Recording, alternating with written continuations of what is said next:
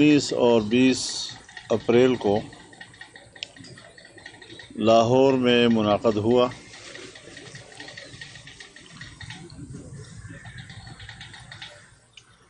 اس اجلاس کی فیصلوں کے حوالے سے میں کچھ بات کروں گا، پھر جو آپ لوگ کوئی سوال ہوگا تو انشاءاللہ اس پر بھی گفتگو ہوگی۔ جمعیت علماء اسلام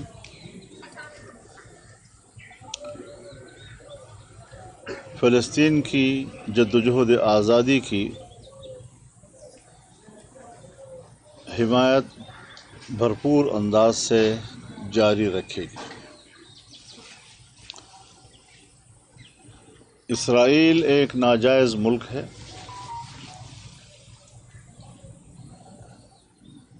اور اس کی حیثیت ایک قابض کی ہے، فلسطینیوں کی سرزمین ہو یا عرب سرزمین ہو،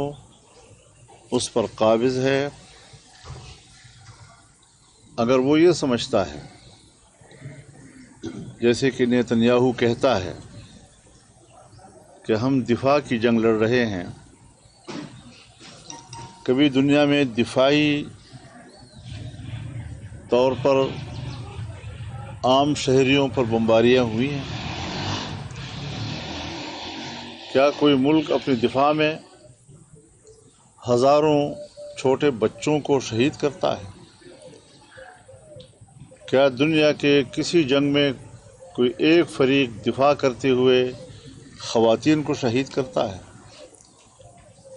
کیا کوئی ملک دنیا میں ہے کہ جنگ میں وہ بوڑھوں کو، جوانوں کو، جن کے پاس اسلحہ نہیں ہے، جو جنگ کا حصہ نہیں ہے، ان پر بمباریاں کریں اور 50,000 سے زیادہ شہداء جو پرامن شہری، ان کو جس طریقے سے ظلم و بربریت اور سفاکیت کا نشانہ بنایا گیا، یہ جنگی مجرم ہے اور عالمی عدالت انصاف نے اس کو گرفتار کرنے کا حکم دیا ہوا ہے۔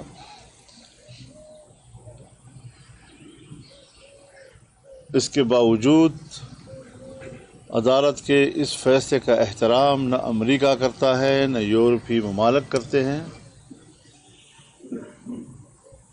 حکومتیں بھی ان جنگی جرائم کی پشت پناہی کر رہی ہیں اور جو انسانی حقوق کی تنظیمیں ہیں، چاہے وہ اقوام متحدہ کی انسانی حقوق کا ادارہ ہو، چاہے جنیوا انسانی حقوق کنونشن کا ادارہ ہو، چاہے اس کا تعلق یورپی یونین کے ساتھ ہو، سب اس وقت جنگی جرائم کی پشت پناہی کر رہے ہیں۔ فلسطینی عوام کے قتل عام میں اور فلسطین کے آبادیوں کو منہدم کرنے میں یہ سب ایک صف ہیں اور ایک ہی جرم کے مرتکب ہیں۔ لیکن جو حمایت جمعیت علماء کی روز اول سے ہے فلسطینیوں کے لیے، وہ آج بھی بدستور برقرار ہے اور ہم پاکستان میں لیڈنگ پوزیشن میں فلسطینیوں کے اس کاز کی حمایت میں میدان میں ہیں۔ ہم نے اس حوالے سے کراچی میں بہت بڑا ملین مارچ کیا اور ہم نے تقریباً پچھلے تمام جو ہمارے اپنے پلیٹ فارم سے ملین مارچ تھے ان کے ریکارڈ توڑے۔ اس سلسلے میں اب 27 اپریل کو کراچی میں، 27 اپریل کو لاہور میں ایک بہت بڑا اجتماع ہوگا، ملین مارچ ہوگا اور پنجاب کے عوام اپنے فلسطینی بھائیوں کے حق میں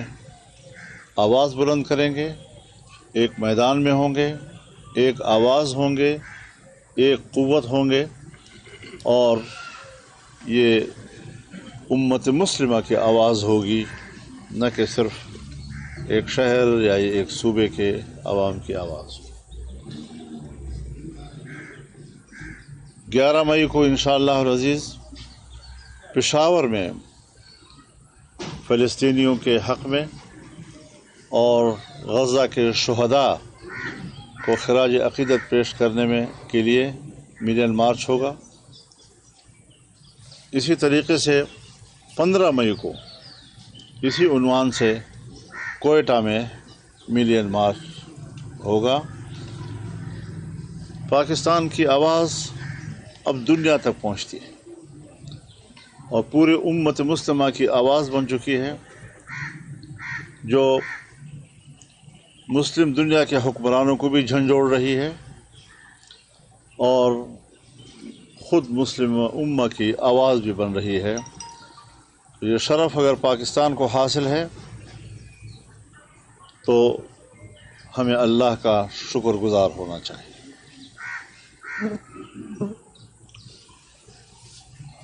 ہم ایک بار پھر پاکستانی قوم، پاکستان کا جو کاروباری طبقہ ہے، تاجر حضرات ہیں ان سے بالخصوص، اور عام آدمی اپنی بساط کے مطابق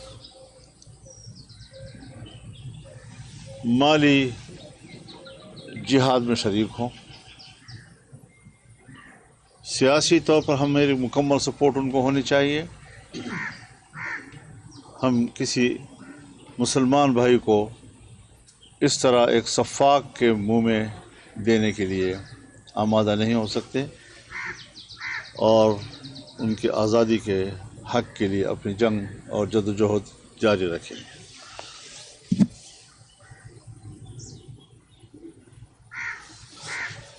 اس وقت ملک میں اور خاص طور پر خیبر پختونخوا، بلوچستان، سندھ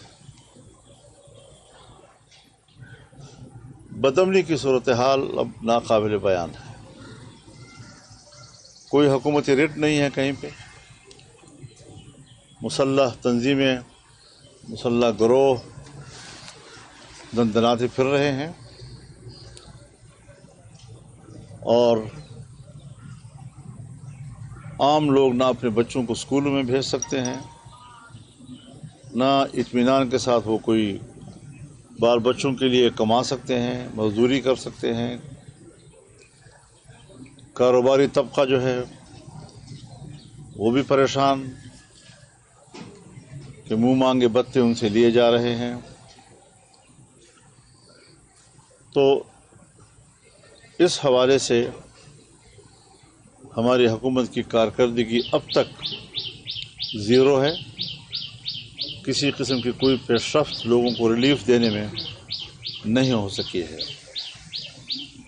اس بات کو بھی ہماری جماعت اجاگر کرے گی اور کر رہی ہے، اور یہ موقف لیے ہوئے ہیں ہم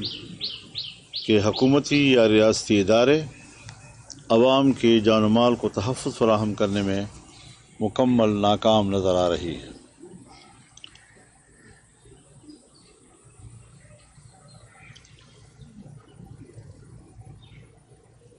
دھاندلی کے نتیجے میں قائم ہونے والی حکومت، چاہے وہ وفاق میں ہو چاہے وہ صوبوں میں ہو، عوام کے مسائل کے حل اور امن و امان کے قیام میں مکمل ناکام ہو چکا ہے.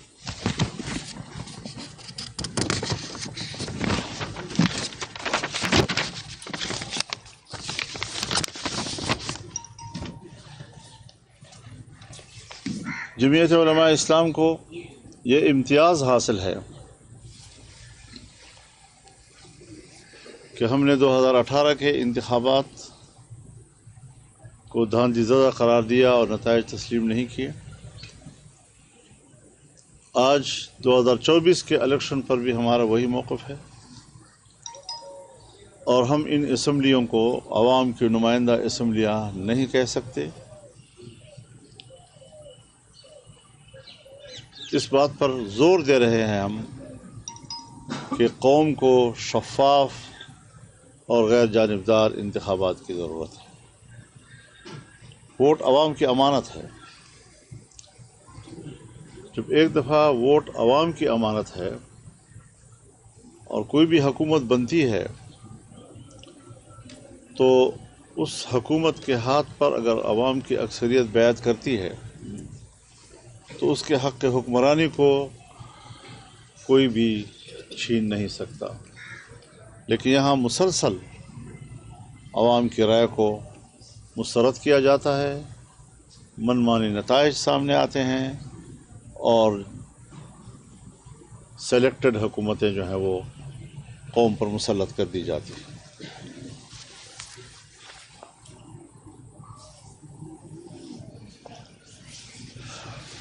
جمعیت علماء اسلام نے یہ فیصلہ بھی کیا ہے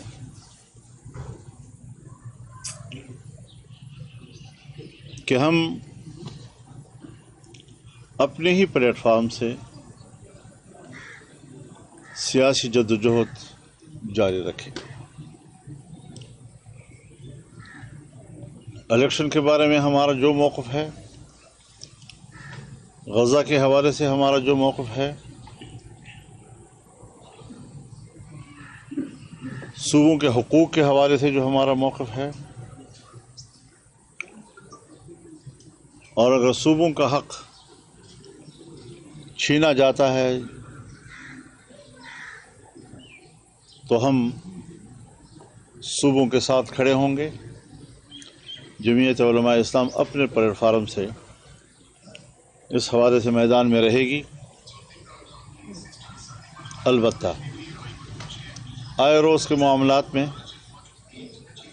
کچھ مشترک امور سامنے آتے ہیں. اس حوالے سے مذہبی جماعتوں سے مل کر اشتراک عمل کی ضرورت ہو یا پارلیمانی اپوزیشن جماعتوں کے ساتھ اشتراک عمل کی ضرورت ہو، تو اس کے لیے حکمت عملی اسٹریٹجی وہ جمعیت علماء کی شورا اور عاملہ کرے گی. کیونکہ یہ ملک ہمارا ہے، سب کا ہے، بہت سی چیزیں ہمارے درمیان مشترک ہوتی ہیں. تو یقیناً ہمارے ہاں اور ہر جگہ اتحاد صرف حکومتی بینچوں کا ہوتا ہے. جو حکومت میں نہیں بیٹھتی وہ اپوزیشن میں بیٹھ جاتی ہے. اپوزیشن میں کوئی باضابطہ اتحاد کا تصور نہیں ہوتا، بس جو حکومت میں نہیں جاتی وہ اپوزیشن میں بیٹھ جاتی ہے. تو اس حوالے سے اپوزیشن کا کوئی ابھی تک باضابطہ کوئی مؤثر اتحاد تو موجود نہیں ہے. لیکن ہم باہمی رابطے کو برقرار رکھیں گے تاکہ کہیں پر بھی اگر کوئی فوری طور پر کسی اشتراک عمل کی ضرورت پڑے اور کسی جوائنٹ ایکشن کی ضرورت پڑے تو اس کے لیے راستے کھلے ہیں، فضا ہموار ہیں اور کریں گے انشاءاللہ. لیکن باقاعدہ ایک اپوزیشن کا کوئی بڑا اتحاد قائم کرنا، اس پر ہماری جنرل کونسل نے، ہم نے ان کے سامنے ساری بات رکھی، لیکن کونسل اس پر ابھی آمادہ نہیں ہے اور اس پر کام کی ضرورت ہوگی. یکدم سے ایک جست میں شاید ہم یہ مقصد حاصل نہ کر سکیں.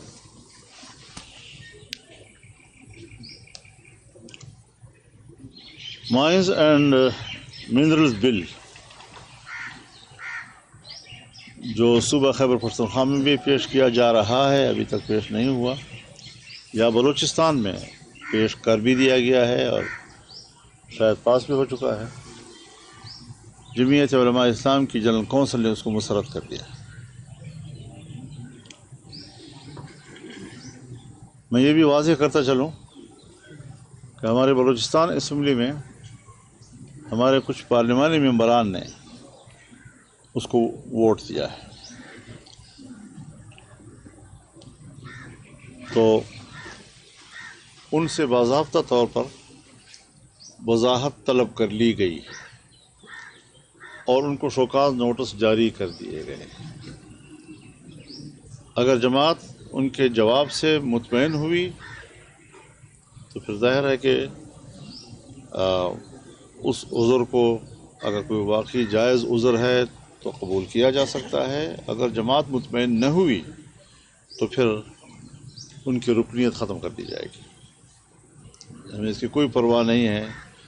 کہ اسمبلی میں ہماری تعداد گھٹ جائے گی، ہمارے ممبران کی تعداد کم ہو جائے گی، نہیں، اصول ہوتا ہے، اور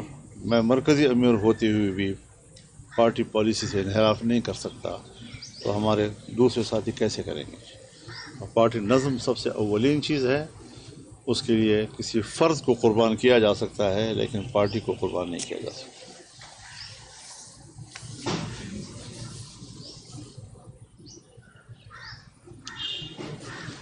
اس حوالے سے بھی جو پھر آئندہ مستقبل میں فیصلے ہوں گے تو حکمت عملی ہماری مرکزی عاملہ یا شورا ہی طے کرے گی۔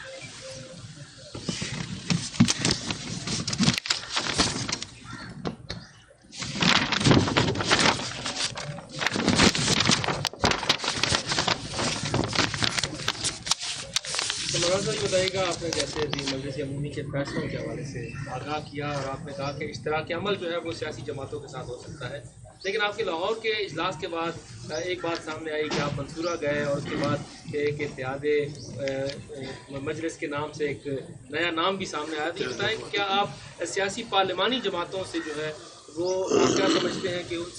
ان کے ساتھ آگے نہیں بڑھ سکتے، اور کیا ایک مرتبہ پھر متحدہ مجلس عمل تو بحال نہیں ہونے جا رہی، یا پھر کسی اور عنوان سے جو ہے آپ اپنی تحریک جو ہے پاکستان میں چلانے جا رہے ہیں؟ مذہبی جماعتوں کے ساتھ رابطے قائم کرنا یہ ہمارے نزدیک ایک مثبت اقدام ہے، اور ویسے بھی ایک عرصہ ہوا میں منصورے نہیں گیا تھا، نئے امیر ان کے منتخب ہوئے تب بھی میں نہیں جا سکا، اور انہی دنوں میں جب ہماری مرکزی مجلس عمومی کا اجلاس ہو رہا تھا تو پروفیسر خورشید صاحب کی وفات بھی ہو گئی، تو تعزیت کے لیے بھی پھر میرا جانا وہاں ضروری ہوا، اور انشاءاللہ اس رابطے کے مثبت اثرات سامنے آئیں گے۔ جہاں تک ہے مجلس اتحاد امت کا تعلق، اس کا جماعت اسلامی کے دفتر جانے سے کوئی تعلق نہیں۔ یہ جو ہم نے اسلام آباد میں کنونشن کیا تھا جس میں مولانا مفتی محمد تقی عثمانی صاحب اور مفتی منیب الرحمان صاحب یہ سارے حضرات شریک تھے، تو اس کنونشن سے یہ نام تجویز کیا گیا تھا، اس کنونشن سے۔ آپ لوگوں نے تو پرسوں میں نے جب اسلامی کے دفتر میں جانے سے جوڑ دیا اس کو، اور یہ بھی ہے کہ اگر اس نام سے مزید ہم جلسے کریں گے تو یہ کوئی باضابطہ نہ کہ کوئی اتحاد ہے، نہ کوئی تنظیم ہے، نہ اس کی کوئی رکن سازی ہے، نہ اس کی کوئی تنظیمہ ڈھانچہ ہے، ایک اشتراک عمل کے حد تک ایک بیٹھک ہے، اور علماء کا اکٹھے بیٹھنا اس کے یہ فائدہ بھی ہم اٹھائیں گے، اور اس پر ہم متفق ہیں کہ اگر کوئی دینی شرعی مسئلہ ملک میں آتا ہے تو اس پر بھی ہم مل کر بیٹھ سکیں اور گفتگو کر سکیں۔ فلسطین کا معاملہ ہے تو اس پر بھی ہمارا ایک اشتراک عمل اس حوالے سے ہونا چاہیے۔ تو یہ ایک مشترکہ موقف لینا، شرعی معاملے پر ایک مشترکہ موقف لینا، اس کے لیے ایک بیٹھک کی حیثیت رکھتا ہے، اور یہ اس وقت سے ہم نے اس کا آغاز کیا۔ یہ جو ابھی لاہور میں جلسہ ہو رہا ہے یہ بھی مجلس اتحاد امت ہی کے پلیٹ فارم سے ہو رہا ہے، لیکن باقی کچھ جمعیت علماء کے اپنے پلیٹ فارم سے بھی ہو رہے ہیں، اور جس میں سب کو دعوت دی جاتی ہے۔ سوال یہ ہے کہ آپ نے کہا کہ ہم نے فی الحال کسی بڑی اپوزیشن اتحاد کے لیے رضامندی ظاہر نہیں کی ہے، تو پچھلے دنوں یہ بات سامنے آئی تھی کہ جے یو آئی نے تحریک انصاف کے سامنے کوئی ڈیمانڈز رکھی تھی جس کا انہوں نے جواب نہیں دیا، یہ بات درست ہے؟ یہ باتیں تو ہماری ایک سال سے چل رہی ہیں، اور ابھی تک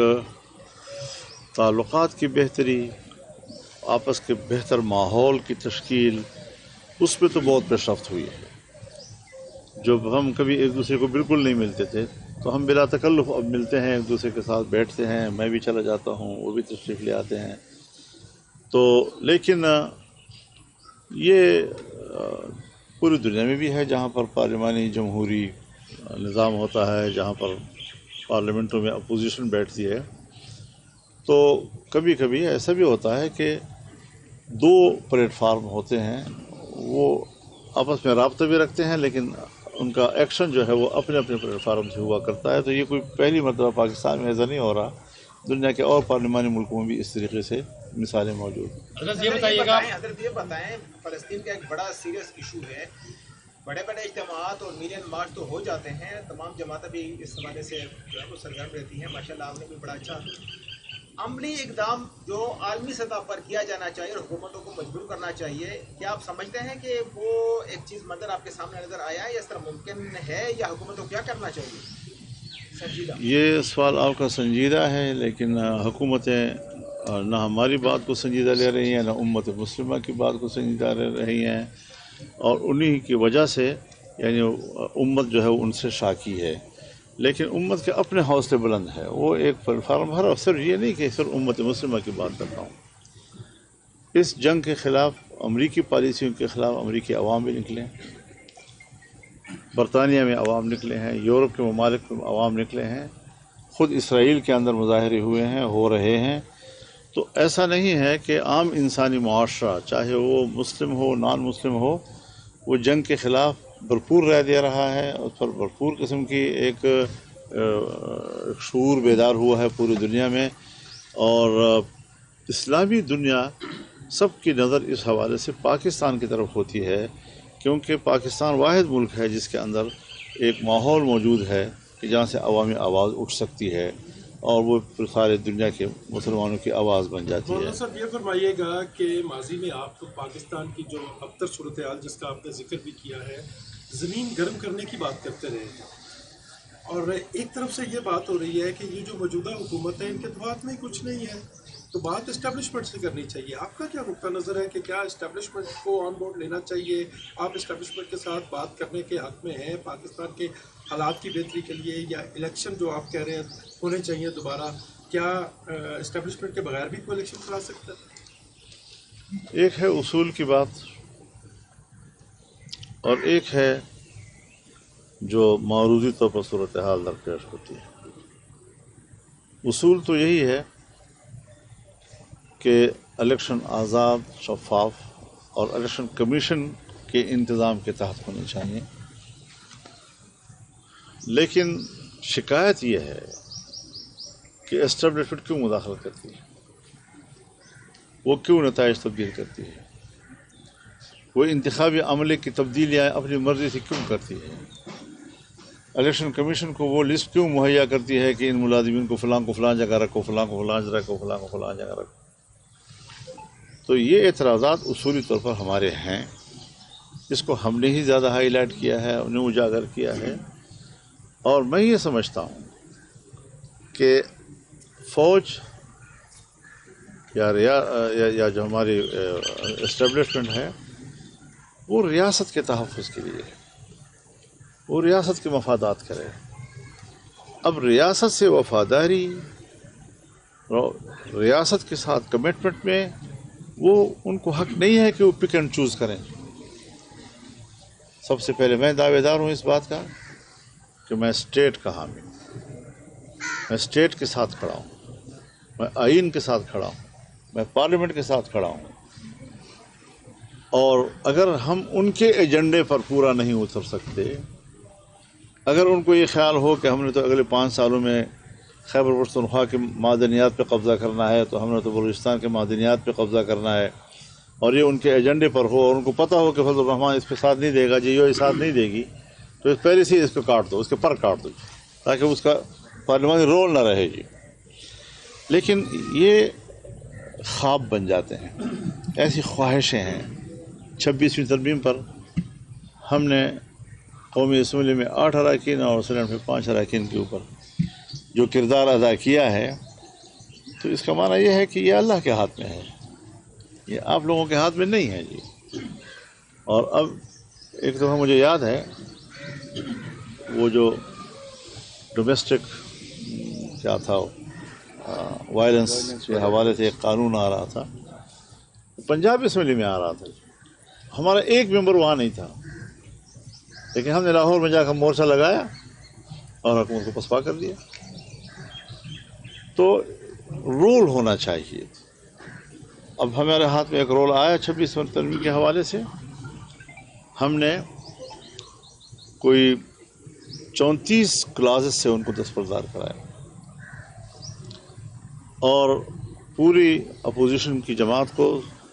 دن رات کی صورتحال اور ہر ڈیولپمنٹ سے ان کو آگاہ کیا، اور ایک مشترکہ حکمت عملی کے تحت ہم یہاں سے اٹھے۔ اگر انہوں نے ووٹ نہیں کیا تو میری خواہش اور تجویز پہ نہیں کیا، میں اس پہ راضی تھا۔ اگر میں نے ووٹ کیا تو میرے ووٹ پر وہ راضی تھے اور ہمیں اپریشیٹ کیا انہوں نے جی۔ پی ٹی آئی والے؟ ہاں نا، آپ نے ذرا دیکھے نا جی سینٹ کی تقریر، قومی اسمبلی کی تقریر، یہاں جو دروازے کے سامنے آپ کی موجودگی میں پریس کانفرنس ہوئی تھی، وہ یاد نہیں ہے آپ لوگوں کو؟ آپ عجیب لوگ ہیں، جلدی بھول جاتے ہو خدا کے بندے سے۔ آپ کی بات اگر ہوگی میں کر لوں، آپ نے بہت اچھی بات کی کہ آپ نے کہا کہ باہر اتحاد نہیں ہو سکتا، اندر جب آپ کی اپنی مرضی تھی 26ویں آئینی ترمیم پہ تو آپ نے اتحاد کر لیا، اپنی بات منوا بھی لی، ایون کہ اس اسمبلی میں جہاں آپ کو کوئی ممبر نہیں تھا وہاں پہ بھی آپ نے اپنی بات کو منوا لی۔ اس وقت ملک میں مہنگائی ہے، بد امنی ہے، لاقانونیت ہے، یہ بھی آپ ہی ہمیں بتاتے ہیں اور ہم بھی دیکھتے ہیں، تو کیا وجہ ہے کہ اپوزیشن دوسرے مسائل پہ اندر اکٹھی نہیں ہوتی، وہ سنجیدہ نہیں ہوتی؟ کیا یہ واک اوور نہیں دے رہے گورنمنٹ کو آپ لوگ؟ اس میں کوئی شک نہیں ہے کہ کچھ چیزیں ایسی ہوتی ہیں کہ اگر آپ اس کا انتظام نہیں کر پاتے فوری طور پر تو کوئی تو فائدہ اٹھاتا ہے اس سے، تو اس سے حکومت تو فائدہ اٹھاتی ہے جتنا ان کو موقع ملتا ہے، لیکن اتحاد کے لیے بھی حضرت ہم آنکھیں بند کر کے تو کسی پلیٹ فارم پہ نہیں کھڑے ہو سکتے۔ تو ہمارے پلیٹ فارم سے آپ دیکھ رہے ہیں کہ موقف ایک ہی جا رہا ہوتا ہے، اپوزیشن کی کسی پارٹی پر ہم تنقید نہیں کرتے،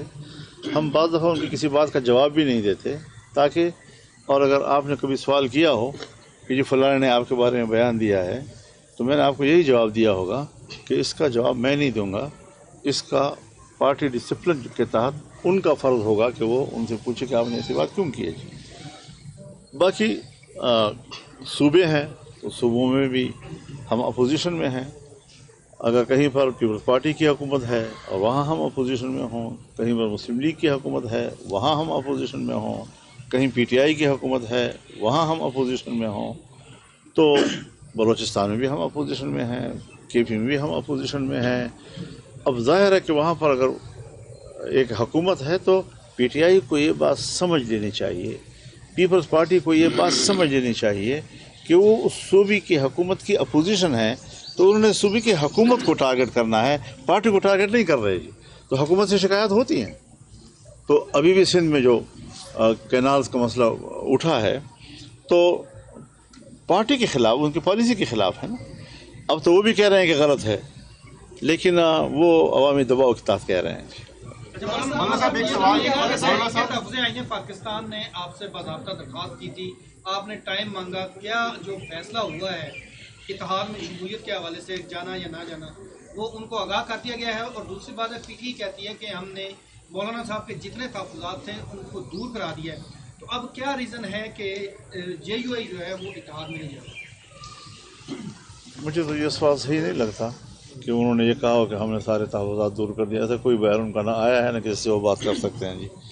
تو جب دور ہو جائیں گے تو خیر ہو جائے گی۔ مولانا صاحب فلسطین کے حوالے سے آپ کا ظاہری بات ایک واضح موقف رہا ہے، کچھ دن قبل بھی ایک سیمینار ہوا کانفرنس میں جہاد کے حوالے سے بات کی ہے کہ وہاں پر اب فرض ہے، تو مولانا صاحب کب اعلان کریں گے وہاں جہاد کی، اور کیا یہ اعلان اس طرح ہم ماضی میں افغان جہاد کی جو بنیادہ ہم بھگت رہے ہیں کیا اس طرح تو نہیں ہوگا؟ آپ کیوں لفظ جہاد سے ڈرتے ہیں؟ آپ کل مغو مسلمان ہیں، آپ کا قرآن جہاد کی بات کرتا ہے، رسول اللہ صلی اللہ علیہ وسلم جہاد کی بات کرتے ہیں، فقہا جہاد کی بات کرتے ہیں۔ جہاد ایک مستقل عنوان ہے دین اسلام کا، اور ہم ایسے لفظ سنتے ہیں تو مذاق اڑانا شروع کر دیتے ہیں. ملاؤں کا فتویٰ ہے، مولوی صاحبان نے پھر فتویٰ دے دیا، اب پہلے کون جائے گا وہاں پر جی. تو اس قسم کی چیزیں مسخرہ پن، اپنا مسخرہ کن یہ لوگ بند کریں.